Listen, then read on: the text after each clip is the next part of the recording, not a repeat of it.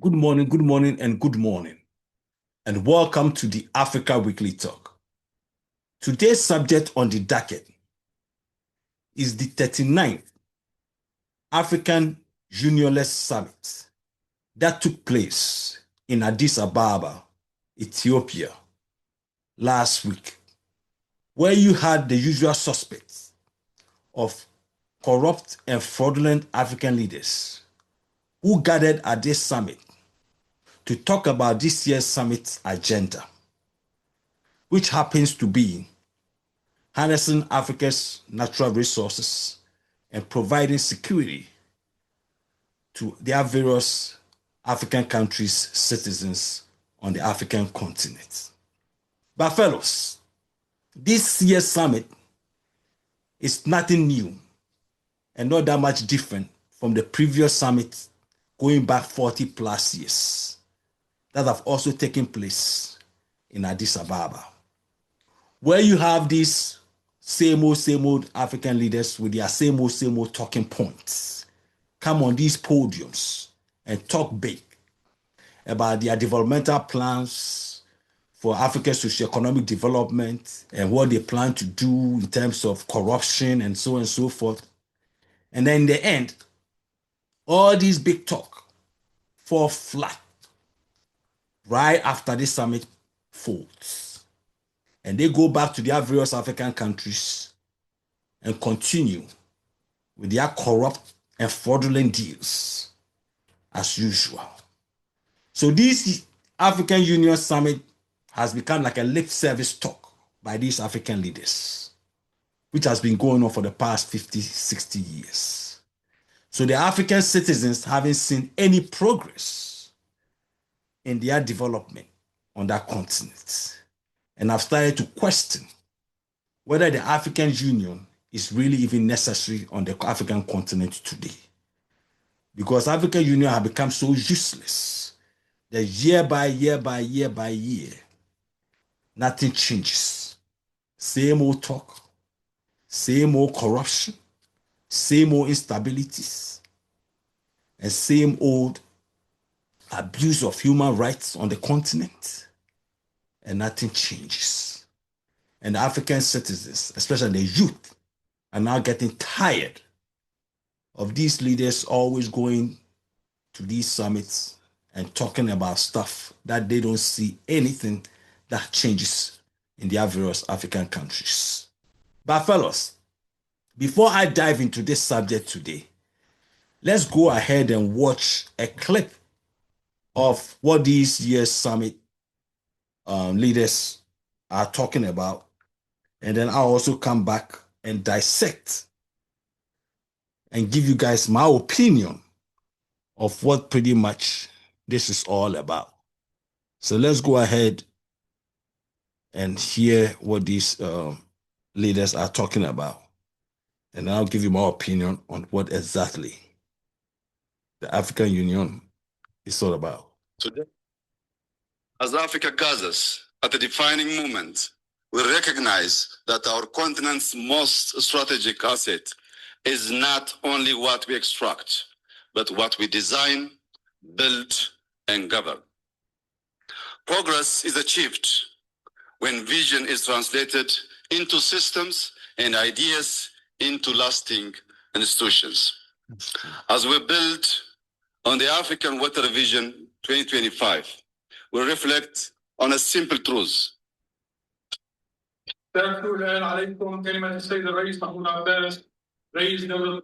Water is more than a resource. It is a foundation of development, innovation, and stability. It shapes our cities, our farms, our health, and our peace. Here in Ethiopia, we have learned that responsible water management is central to guiding development wisely. The Grand Ethiopian Renaissance Dam now powers homes and industry, exports electricity to neighboring countries, and shows how African ingenuity can drive shared prosperity.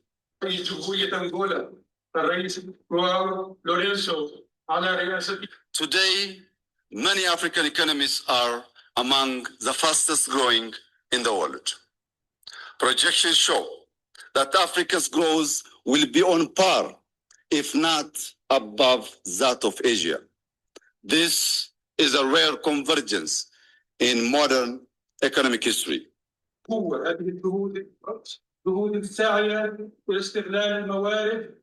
In Ethiopia, we expect growth of 10.2% by the end of this year.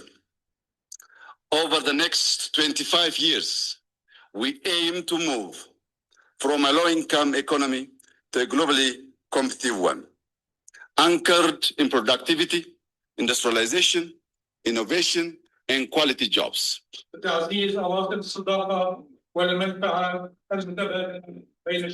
Your solidarity has not only strengthened our efforts, it has moved me deeply, and I will never forget it. I've been honored to support EU priorities, from silencing the guns to the African Humanitarian Agency to the promotion of inclusive political transitions. Whatever I will be doing in the absence of permanent African seats in the Security Council is indefensible. This is 2026, not 1946. Whatever decisions about Africa and the world are on the table, Africa must be at the table. Excellencies, these priorities inform the Pact for the Future, shaped by African leadership and the UN80 initiative to strengthen UN support to Africa and beyond. The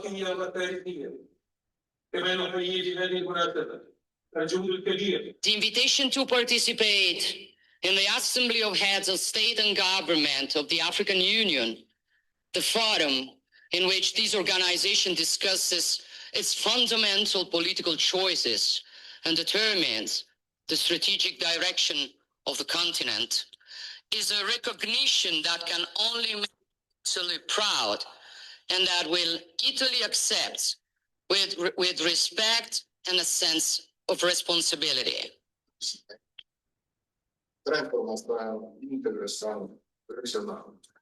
If you look down on someone, you cannot cooperate with them. If you want to plunder their resources, you are not cooperating with them. Even if you just want to give charity, you cannot call it cooperation, for cooperation is another thing. And what Italy wants to do is to cooperate.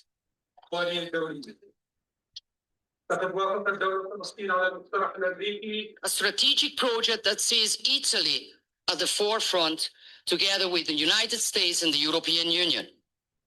In short, the Mattei Plan is a comprehensive strategy that generates concrete benefits for our peoples and aims to continually expand its scope, relying on the irreplaceable contribution of major United Nations agencies, and I want to thank the Secretary General Antonio Guterres, but also the World Bank, the African Development Bank, and many other partners who increasingly share our vision that the future of Italy and Europe also depends on a secure, prosperous, and peaceful Africa. Yes, Africa is not a marginal chapter in this story, far from it. And those who do not understand this scenario risk being left behind. But those who understand this scenario see the reality. A continent with 1,000 peculiarities and 1,000 demands, some of which are very different from each other. A continent rich in resources, raw materials, and arable land, which can count on a decisive force in the age of knowledge, which is human capital.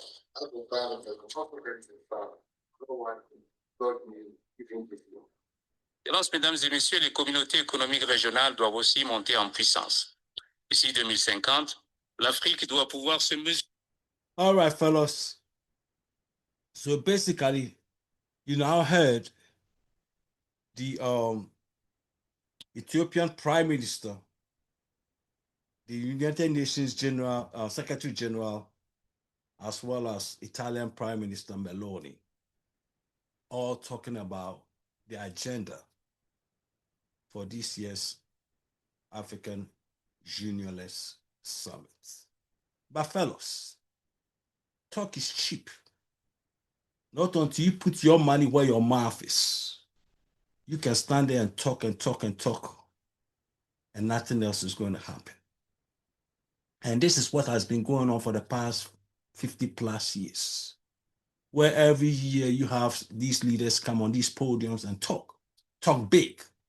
And in the end, the African citizen is more or less going backwards instead of moving forward. Because if you look at the continent of Africa and you look at it in terms of level of development, I know, I get it. A lot of you guys see development as more of like glass buildings, shiny glass buildings with people with luxury cars and, nice houses and so forth. But I look at development differently.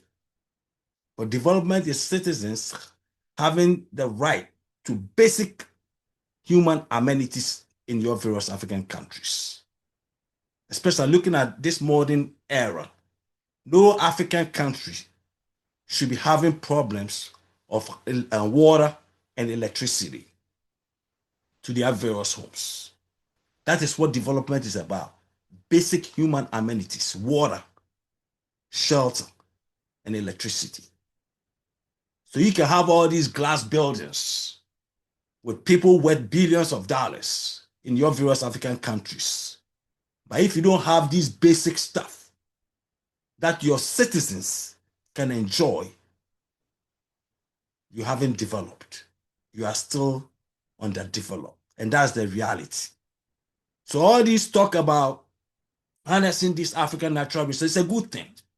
But at the end of the day, let's put our money where our mouth is and build on this stuff. Because we are tired. The African citizens are so damn tired of every year hearing their leaders go to these summits all over the globe, talking about what they plan for their various African countries. And then right after these summits are over, they go back to the same old BS. So they don't benefit from anything. And hopefully, maybe this might be a different year where these things can turn around. But at the end of the day, it is also up to the African citizens to start holding their leaders in their various African countries accountable and responsible for these things. Because it's become like African citizens have become just as useless as their leaders. Because, it's like every 4 or 5 years or whatever you have in your various African countries in terms of your election cycles, you go back and continue to elect these corrupt, fraudulent leaders, somehow expecting things are going to change. And in the end, nothing changes. Look at the guy in Cameroon. This guy is about 90-something years old. And he still won election in Cameroon with about 90-something% of the votes. Are you kidding me? And then look at the guy in Uganda, Museveni. The same guy who came and overthrew, had a civil, was it a mini civil war in Uganda back in the day around 1886 against Idi Amin, helped by Nyerere, Tanzania. Overthrows Idi Amin, who was a brutal dictator. And then he comes into office 1986. And he's still in office 40 years later, winning elections with about 80-90% of the vote. He's just as corrupt and even worse. He has amassed more wealth than Idi Amin could ever dream of. And he's still in office in Uganda. And these are the same people who sit at these AU summits. I mean, so fellows, what are we talking about? The African Union is just as corrupt as the African leaders who sit in these AU summits. Because at the end of the day, they have become the mouthpieces for some of these African leaders. Because if they really believe in development, and if they really believe in uplifting the African citizen, the African child, making the African child's future brighter, then they have to call out all these corrupt leaders, all these dictators who abuse their citizens with no human rights in their various African countries. That has to be part of their agenda. So all these leaders who come to these summits will be shamed. And as a matter of fact, they shouldn't even be invited. If you really want to develop Africa to become a better model for the African citizens today, some of these leaders don't even have to be invited to this AU summit. It shouldn't be a right that because you're a leader of a country, you have to be at that summit. As a matter of fact, they should change their constitution to that. Because at the end of the day, a brutal dictator doesn't deserve to have the right to be at any AU summit. Or a president who steals elections don't have the right to be at that summit. But you see, guess what, fellas? See, the AU itself is corrupt. And because the AU is corrupt itself, it sanctions these leaders. That's why these leaders are part of these summits. Because at the end of the day, all the leaders on that continent are pretty much corrupt leaders. So if you're going to have strong constitution against corruption, against abuse of power, against fraud and all that stuff, at the end of the day, you didn't have anybody at that summit there. Then you have to more or less dissolve the AU. Because there won't be anybody there. There won't be anybody there. Because at the end of the day, either they are corrupt, they are fraudulent, or they abuse their citizens in their various African countries, or something. So none of them will be able to be at that summit. So there won't be AU. But at the end of the day, also, the African citizen deserves better than this. The African citizen has been going through these cycles for quite too long, fellas. And that's the truth about it. And it's about time. These NGOs and these civil society groups, I mean, all these people call out on this AU summit stuff. But at the end of the day, also, you look at all these NGOs and these civic society groups in your various African countries. They have also become the money-making tool for these NGO organizations. So they also have to take a cake, part of their bounty from these presidents in their various countries and these AUs and all that stuff, because they have to get a cut out of this stuff. So they are just also as corrupt as the leaders of their various African countries and the AU leadership as well. I mean, it is sad, but that's the truth about unfortunate truth on the African continent.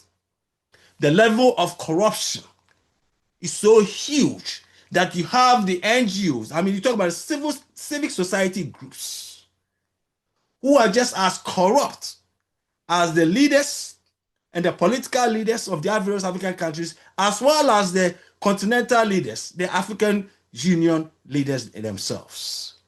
So at the end of the day, the only thing that will solve this problem is maybe African citizens rise up against their various countries' corruption and change their leadership and change their system of governance, their political structure that they have. I mean, coming to talk about that, Burkina Faso, even though I don't subscribe to military coups, but sometimes you need a revolution to change things. And what he did a couple of weeks ago was to dissolve the political parties in that country. He dissolved the political parties in Burkina Faso, which I 100% agree with, because the political parties are corrupt. They are part of the problem on the African continent. But I hope that he's going to set up a democratic system where the citizens of Burkina Faso also will be able to elect individuals to represent them in their parliament or Congress or whatever political structure that they have in that country. Yes, I hope African countries would dissolve all political parties on that continent, because those political parties are the most corrupt entities on that continent. Because at the end of the day, they elect these people who are part of these political parties, the club, but they don't represent the interest of their constituencies. That is why I agree with the Burkina Faso government dissolving political parties. But they should make sure that they have a democratic system also, where parties are banned, but you also have a system where individual citizens are going to be elected democratically from their various districts to represent their constituents, and then find a way how you're going to bring that up to into changing, electing the leaders also of that country. So as much as, I don't like dictatorships and so forth, like revolutions, military coups, and so on, but this move by the Burkina Faso leader is a good move. And I wish every African country will abolish political parties, because political parties have become the problem. And they have become the main tool that these politicians use to enrich themselves in their various African countries. So getting rid of political parties is not going to cost any African country anything. So it's about time all of them follow the lead of Burkina Faso and abolish all these political parties and go directly to their various citizens and have a more democratic system where individual citizens will run for offices as individuals to represent their various communities and constituencies in their various African countries. I mean, a lot of people have come to know what we call political parties, and they look at it, the West, especially the United States, which pretty much came up with this constitutional republic that we all have in most countries, so-called democratic countries around the world today. But people don't know the history of America's constitutional republic and how political parties came to be in the United States of America. When America started its democratic process, electoral democracies and democratic constitutional and republic democracy, America did not have political parties. Americans elected individuals to represent them in Congress. That's how it started. There were no political parties. And as a matter of fact, George Washington was staunchly against when political parties started forming in the United States of America. And it started with people with same interests coming from the same regions of the country, like the farmers from the Midwest. They will come together as individual congressmen. So they form clubs to advocate the needs of their citizens in their various states and constituents. So they form clubs with other, congressmen, to propose bills that will benefit, whether the farm bill to benefit farm land areas, and then you have the financial institution areas who also have congressmen who also form clubs, so they can also propose bills to benefit their constituents. So eventually these little clubs became what today we have political parties in the United States of America. And it's gone out of hand. And that is what George Washington warned about political parties.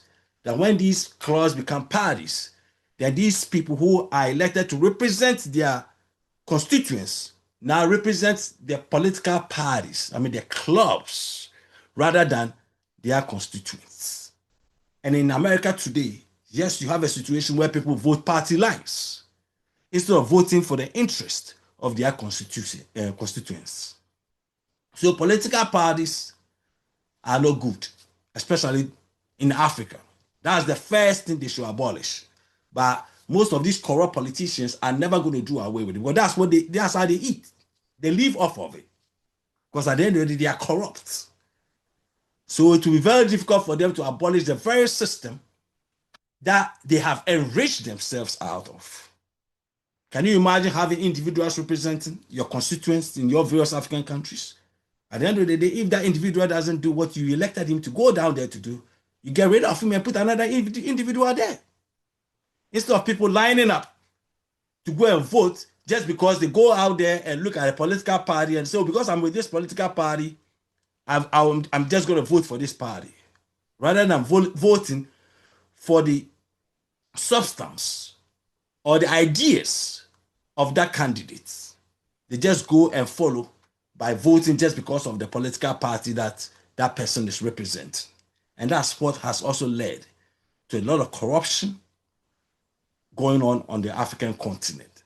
So kudos to the Burkina B people for taking that initiative of abolishing political parties in their country. But they should also make sure that they have the democratic system in place that will allow the citizens to be elected to represent their constituents instead of political parties.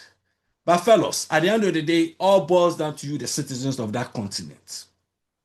You are the ones who hold the key to a better life and a better continent. Because at the end of the day, regardless of the situation in your various African countries, regardless of the level of corruption, it is only you, the citizens of that continent, that can bring changes to your various African countries.